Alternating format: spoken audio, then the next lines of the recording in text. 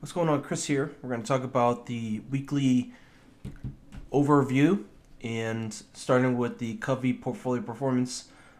So since February, we kind of pretty much set it and forget it. The beginning of February, end of January, we set a bearish portfolio, and we regretted it for the whole month of February. And this is pretty much the result of that. We went underneath the zero, but it still kept the positions. So that means we're still in the game and we can win first place for March.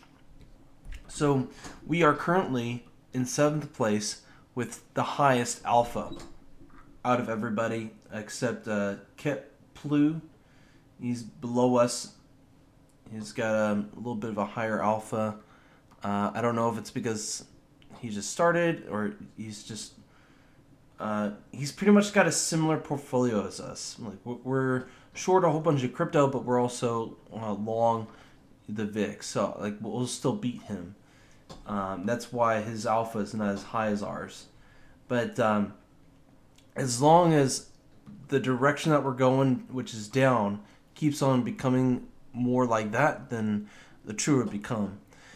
I do want to do a case study on the Ninja portfolio performance summary. So now I've passed multiple evaluations. Now the next goal is to be able to keep those lifetime accounts for more than 1 month. You got to start somewhere, and that's the goal, is to keep the account longer than 1 month. Hitting $3,000 profit is easy. So math's working out to where I'm in profit with these accounts, and I'm trying to. And the case study will be about just kind of how I'm dealing with the signals for trading to square away the itch to trade, and then also automating with the tools I'm using to automate. And I'll tell you right now, Polarity ATI is the tool I use the least. Not because of the automation, but because it's the least effective. And then it goes the Ninja Auto Trader, Trade Devils Auto Footprint Trader, and then it goes the Trade Devils Price Action. And the indicator that I use for the signals of the bias would be the Market Reversal Alert by Lee Sampson. But daily closing thoughts on the S&P 500, or weekly closing thoughts on the S&P 500, pretty much. Put this here. So this is the weekly close, where we close right above the yearly open, and I would say we're right in the bear trap. So depending on who you watch, figuring out money, he's telling you to be careful for going bullish, and I think he's talking about like the Anchor VWAP, and we don't know what's going to happen on the price action Monday, and I think he's right for the most part. So if you took a 1% risk trade on Monday, I think you should be okay. But yeah, we are in the bear trap of the slow moving average channel, the 40 weekly, and we close the week above the yearly open. So to me, that sounds really good. Like we're at support, it's good to long, and the institutions are long. So that kind of builds the case like, hey, like this looks good for the long side. And then we look at the trading spectrum, which is this bottom one. It says we're on the upswing. The decennial, it says we're on the upswing up until maybe the day after Monday. And then we also got an upswing here. This one's forecasting all the way to the 23rd, but I don't think it's going to go to the 23rd. I think it's gonna fight and die on this week after the 13th. But I wouldn't be surprised if we do some kind of island reversal, meaning we in Asia Sunday Asia session, we pump up into here, and then we get faded come Monday open. Something like that. Maybe it's we base out, But usually when it comes to panic, that there's these island reversals that pop up, and it'll pump over Asia session and get dumped in New York. So I don't know what's going to happen. Long story short, but with the forecast say, like, so this is the intro week, and we got the decennial saying we're topping out on the 15th, and then we also got the AI cycle today, and we're topping out on the 22nd. We don't know which one's right, but we got to be prepared. It's coming. This is the intraday. So with the intraday, this is the Q. So this is Q spectrum, and then if we put the Bartels, which is a different kind. It's a smoother kind of algorithm to do waveform analysis, forecasting, and it looks choppy as get out. And the longer form would be the trading spectrum. But this looks so choppy. And if this is like so this is the 12th, this is Monday. So Monday, if we were to skip towards Monday, so this is the 12th, this is the 13th at midnight set. Okay, it can't set it. So let's just say this is Monday, midnight, right there. So this is saying that we got a divergence between the Bartels, which is this one, which is 10 a.m. This looks like roughly 10 a.m. on the 13th. This is saying we're going up, and the Q spectrum is diverging and saying we're going down. But they both peak near New York Open, and then they both are looking downward.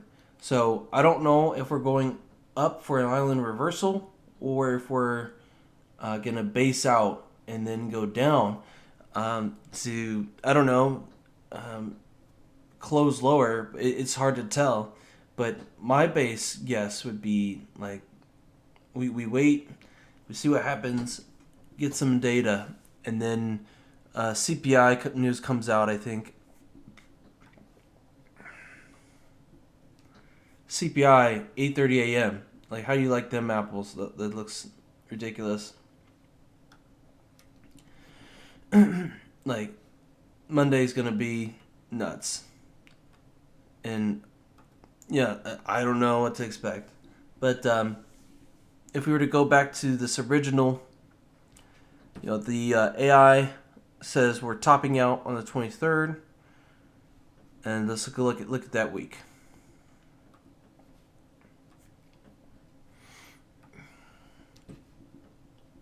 So the 23rd is unemployment claims.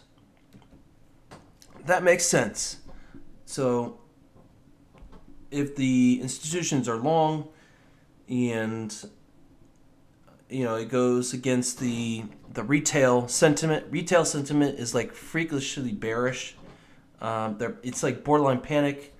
So taking the narratives and the sentiments, I wouldn't be beside myself if institutions are right. And we're at weekly support. Risk to reward looks good. It means that it's worth taking the risk. Because the risk to reward looks good. It means the risk is small, reward is good. And if you want to come out on top, you got to play the math. And that means risk to reward. Risk to reward means longer longevity on the equity of your portfolio, which means more ammo, which means more winning.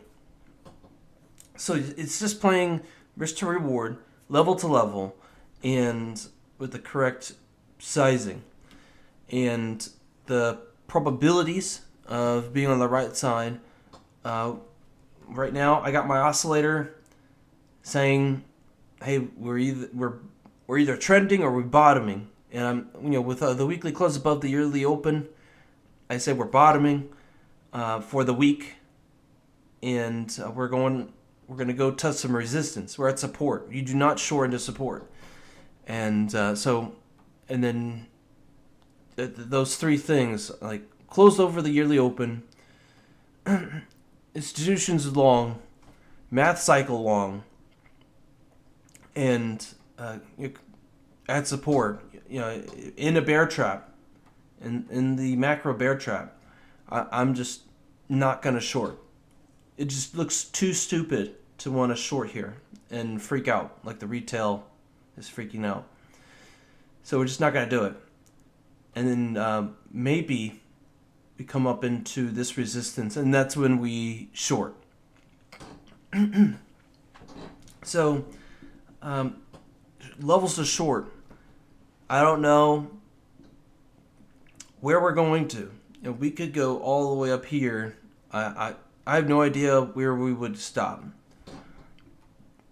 And the way you handle this is the way Trader SZ does, is level to level. So the first level is this daily fair value gap ending around the 4-hour bearish order block. So 39.41. So that's the first level. And this takes us to right here, basically around here, this moving average line. It's basically the same thing. So this is a little bit below the daily fair value gap. And I guess the numbers don't match up from the MetaTrader 4 to the timing solutions. But right underneath the monthly open. I wouldn't be surprised if monthly open is resistance and we fill this. There's two, I think, or a daily fair value gap. The question was, do we fill the daily fair value gap? And if we break the 4-hour market structure break, I would say yes, we do fill the daily fair value gap. But if we don't break the H4 market structure break, then that's the thing. So when we get closer and closer to this level, we have to watch a 30-minute market structure. If it breaks, bouncing off here, then that's when we get in our short. If we break the 4-hour bears, then we wait until it fills, and this would probably take us to the 23rd if we did break the bears, and we fill it and we bounce off here in the monthly open, and we get rejected, and we break, a 30-minute market structure break there. So that's kind of like the plan. Taking it level to level, I think there is like another daily fair value gap, which is right here. But I'm not anticipating it going all the way up here because it looks like we already put in our head and shoulders. Left shoulder, deviation, head, right shoulder. It already retested here. So for it to come all the way back up here, I don't know. It just doesn't sound to me. It sounds more sound for the week to have resistance where support held for 3 bars. 1 candle, 2 candle, 3 candle. So it makes sense that whatever was support turned into resistance, and then we go from there. And it so happens to be kind of right where the moving average. And so what would be interesting is so we had 2 dates. One was like the 15th and the 23rd. So say come the 23rd, the week of the 23rd, which is I think the end of the week. Yeah, we need this calendar. It's almost the end of the week of next week. So say this week we get CPI, we have a pump, and then maybe we go up here, and then we close into here, and we end up closing a little bit below this line. We'd say, 39.26. Maybe it just takes whole week. It comes up, fills the gap, the daily fair value gap, and then it just comes slowly down, and then we close the week here, and then next week, the 20th through the 24th, I don't know, we could do something like this, where we kind of wick up in there, and it would just slowly come down. It's totally possible. And I just wouldn't be surprised it's just it's hard to anticipate these things, but that's kind of just how I trade it with the support and resistance. We're at support, you buy at support, you play the range, and then when we get higher into the mid range or the upper quarter of these two weekly ranges, let's see exactly. So if we were to do from here to here, it's roughly at the 50%, a little bit above the 50% line. So, the upper half, that's where you would short. And I mean, you could totally play it with only doing the upper third only. And that's totally fine. If we were to look at here, so we got the H4 kind of levels and bear order blocks. With this one, around 4,000 is for the 12-hour breaker, and then 4,017 is where those stop. And then a daily fill would be roughly 3,968, and then if we go to the second daily fair value gap, it would be 4,000. So that would be implying that we go straight to the second daily fair value gap, and it's totally possible. I just don't know, and that's a little bit above the weekly support turn resistance. It would be roughly this level right there. Yeah. So it's messy. It's difficult and it's messy. Just trying to figure out which one it's gonna be. We just don't know. And but that level right there on the week looks more appetizing. Definitely for sure. Between these two weekly resistance levels, that puts us up really close to I think the upper third. I would say at almost the optimal trade entry, the 0.705 or 0.95. So if we can get to this level to a short, that would be the ideal. I'm obviously going to wait until 30-minute market structure break or 4-hour market structure break and to the downside. And if we need to get all the way to 4,000 in order to do that, so be it. I mean, it would make sense because this breaker is naked right there on the 12-hour, and that's 40.41.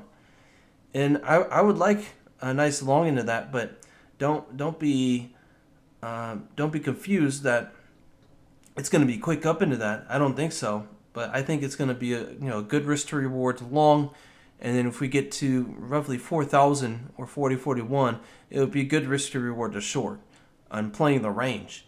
Right now we are in the middle, or the moving average lines are in the middle of all that. So I wouldn't be surprised if it goes really slow in between all those moving averages. But once it gets on the other side, it would be good to play the range, short at resistance, long support, and that's kind of just what I see. Just long story short, and we got some dates. We got the data. This is kind of the first level we're looking at. No guarantees though. And if we wanted to see, I had this trend line here, but it just was like, do I keep it? Like, it didn't come back to retest it. It just moved so quick. And it's this one. I think this is the one we're going to use for 4,000. I don't know if it's going to be one huge rising wedge, but this is kind of like the level we'll use for 4,000. Yeah. I don't know. Like, I think originally it was here until this deviation got made. There was this huge deviation that got made. And I could see the 15th rallying up to here. So let's keep that trend line there, just in case we come up all the way in here and 40.40. Oh, that's all the way up here. I don't know if it's going to be to scale because they're two different synthetics. But that's pretty much it. Now we want to go to oil. let's just use this. Oil in the week. It looks like we're in a bearish weekly bearish order block. So we expect do or die, like the oil to hold, or to like the order block to hold, and the bears to be in control and really push it down, or to break to the upside. And my bet is to the downside. Brent to the downside. Gold on the weekly. I got a bullish weekly order block holding it up. We don't have the 12-hour order block on here, but I bet that it's going to follow. If the dollar holds strong, which it's going to, people are freaking out, especially businesses. They're going to want to go for the dollar, and it's going to pump up the dollar. It's going to bring down gold, and equities are going to go down too. Bitcoin, I don't know if this weekly breaker is going to hold. We're going to have like what are they called? Nested breakers, where they're facing each other. And we just don't know if this is going to hold, right? This low is going to hold. I don't know. ETH, I don't know. We're going to find out. That's for sure. Oh, it is on aggressive mode. And then that's it for that. Maybe we'll look at the RSI a little bit. We're oversold all the way to the 4-hour, so it would make sense to get a short-term pump or a reversal. So hold on to your hats for those who are freaking out. Don't be surprised if we go long all of a sudden. The dollar, we got a bearish weekly order block, and we're about to figure out if we're going to break the bearish weekly order block on the dollar. So that's a big deal, because the last time we broke it on the downside, it led to a leg lower. So these order blocks I look at lead to legs being made after they break. And if we break this one to the upside, we'll have a leg to the upside. And then we would test the naked weekly breaker here. I guess we did retest it. But, it looks like we would go back into that weekly breaker again. Currently, we have formed a bullish order block on the dollar on the 12-hour. And that means that, risk is in the market, basically. We haven't broken the weekly euro yet, bullish order block. So that's something we're looking forward to for a total risk-off sentiment. We haven't reached it yet, but, people are assuming we have. And we haven't. And that kind of further surmises the long. Like it further perpetuates, further stacks on the side, on the argument. If we were on trial and I presented evidence that we would go long, this is one for the long team, for going bullish. And, it's just holding. That's the best to say. And once it breaks, then it's more likely to surmise, like, hey, we're going short. And then this Japanese yen had a weekly breaker retest. I think this weekly close that we had into the weekly open coming the 13th will be a retest resumption. We have totally broken out on the week for the Japanese yen, a safe haven currency, and about to make new highs. So definitely going closer to risk off sentiment. And we're waiting for a 12-hour breaker to the upside, and we haven't had it yet. So it's coming. It's a lot slower than you think. Now, we did have a huge breakout in the VIX, a freak out. And one thing, we did have a weekly market structure break on the VIX to the upside. So that's really significant. So, I look at these breakers that have legs that come after them. And legs meaning like a basically run a trend higher. And that's what this is saying. This is beginning for the trend higher and on a weekly closing basis. And weekly is like really useful for determining what's coming on a higher level. The probability gets higher and higher the higher time frame you go up. And with this weekly, obviously you're like, well, that makes sense. We had a huge spike, but this means that it's more likely to just continue going up, and that's what we should expect. So for my Covey portfolio being all short on crypto, for it being in short real estate, short oil, short basically the market, long volatility, it's following this basically, like this weekly close, weekly breaker is the epitome of why that portfolio is going to work. So looking at the 12-hour, will we come back to retest this? I don't know. We could. Right now it's forming like a bull flag. So on the daily, I expect it to at least come back there. So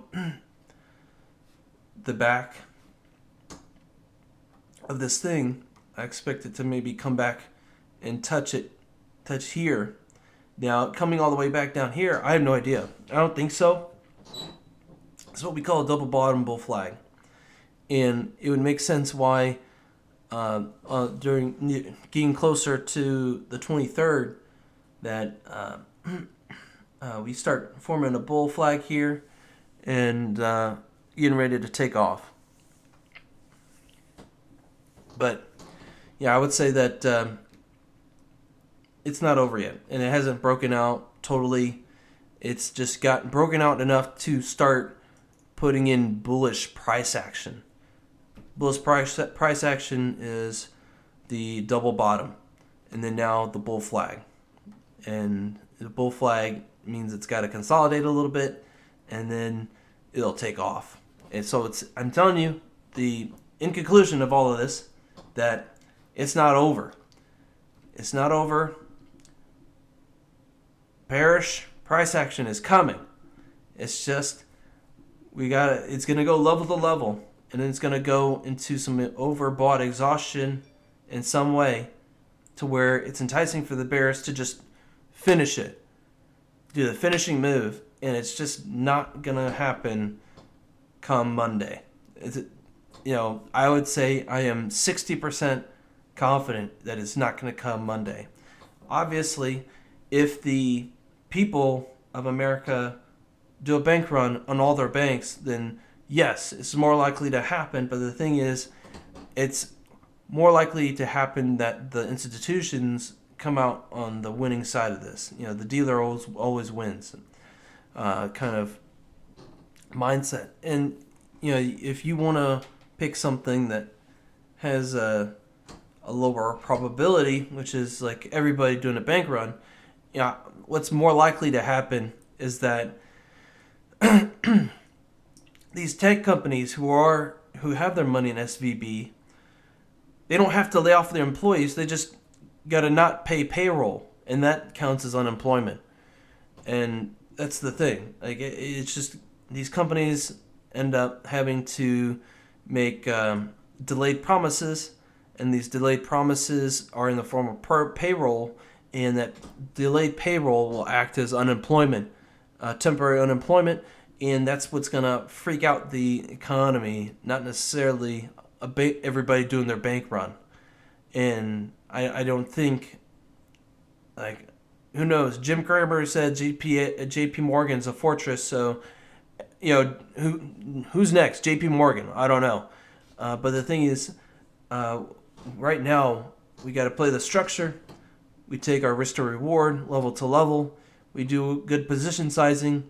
We take control, and we dominate the market. And we wait for resistance or good levels to short, and then we position for position building on the way down. But that's what I would have to say as just the the summation of just the news cycle and what it has to say, what's possible with the news events that's coming up, what the institutions are planning, and what the math cycle is saying, and what the risk to reward is saying, and taking all that and come up with a plan. That's what I think is we're at support. We play level to level, breaker to breaker. We got the 30-minute breaker to the upside we're looking for. We got a 4-hour breaker to the upside, or a 30-minute breaker to the downside. If we bounce off that 4-hour breaker, that would be the scenario where the poop hits the fan. But if we go for a deeper kind of push for a retest on the break to the downside, I wouldn't be surprised if we hit that naked 4-hour breaker down up at 4040, roughly 4,000. And so that's the second scenario, is that we either bounce off here, roughly 3940, or we go deeper, roughly into 4,000, 4040. And I just don't know which one it's going to be, and that's the best way to do it, because then we don't measure just the profit. When we start getting into the mood where we're measuring profit, we're going to fill this gap, and then if we were to fill that gap, this is the profit I can get. Let me juice that profit a little bit by making my size a little bigger. That's when we start getting into trouble. If we just kind of keep things like fixed, just our styles fixed, the expectations, the probabilities fixed, because pretty much that's all we can do, because the probability is not fixed. It's all chaotic. It's chaos. We're jumping into chaos, and we just can't expect things to be orderly with our profit like that. And that's kind of just how retail thinks in these gap fills. We can't think like that. We can only use it on the risk side and just the bias side, but we can't use it on the sizing, adjusting position sizing, just because we think it's going to fill, because we don't. The gaps don't always work, but they are really useful for setting up a position for a stop loss. So that's what I would have to say about gaps. But that's pretty much it. Thanks for watching. See you in the next video.